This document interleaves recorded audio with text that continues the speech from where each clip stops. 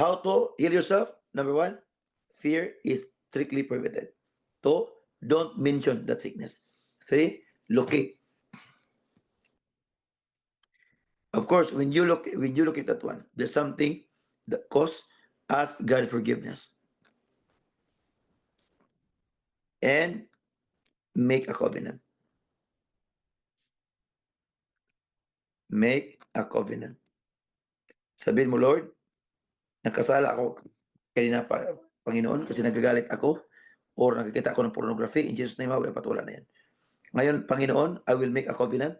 Hindi ko na uulitin yan. Please, Lord, I speak healing over my life because I am connected of my spiritual parent. In Jesus' mighty name, I speak healing over me. Yan.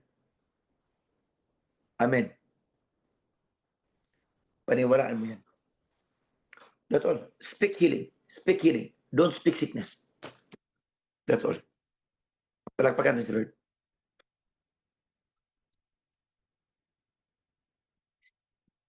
This open. Mark. Mark 11:24.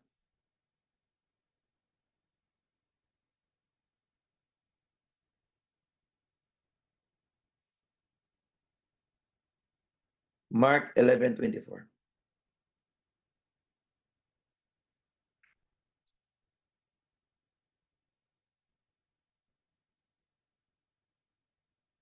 Okay. Mark 11:24.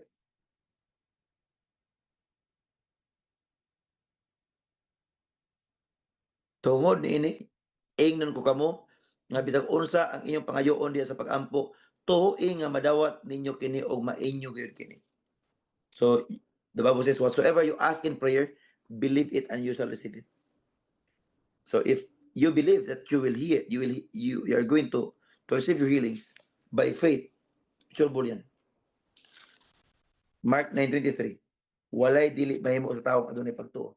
So you need to, when you believe that you are healed, do not doubt. Do not doubt. And there's something amazing that you will receive it. That's all.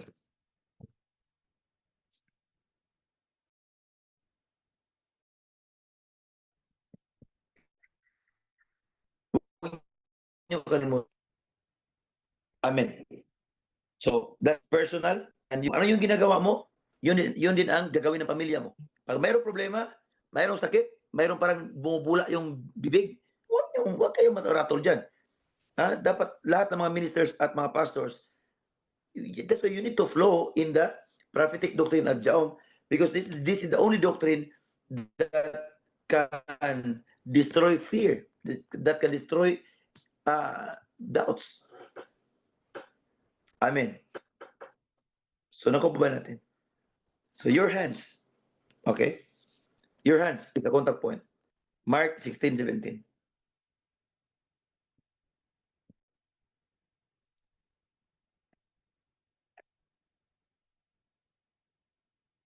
Ano sabi ng Mark 16:17 to 18? These are the signs that followed those who believe in his name. They shall cast out demons, speak in new tongues, and if they drink deadly, they're not, hindi sila walang mangyayari sa kanila. If they lay their hands on the sick, and the sick shall be recovered. So you can lay their hands. Only your family members. Again, bawal matakotin. Bawal na bawal na bawal. Number two, do not mention the name of your sickness. Do not mention that one. You feel that you even your family, nakita mo na, uy, may sakit. Unang-una, dapat pasundin mo sila sa prayer of salvation. Ama, sa pangalan ni Jesus, patawarin mo ako sa lahat ng makasalanan.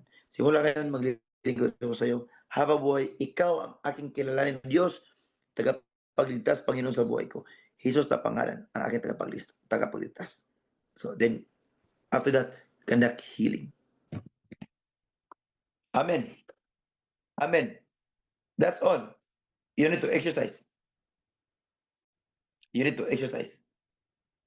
Again, but After you receive the healing again, if you can see yourself that you can able to heal yourself, you can able to, to heal your family, the same way, your family must remain submissive to your spiritual parent. You must remain submissive and honor, respect the spiritual parent because God give you that healing power not for you and your family. It's for His name to be glorified and to be lifted up.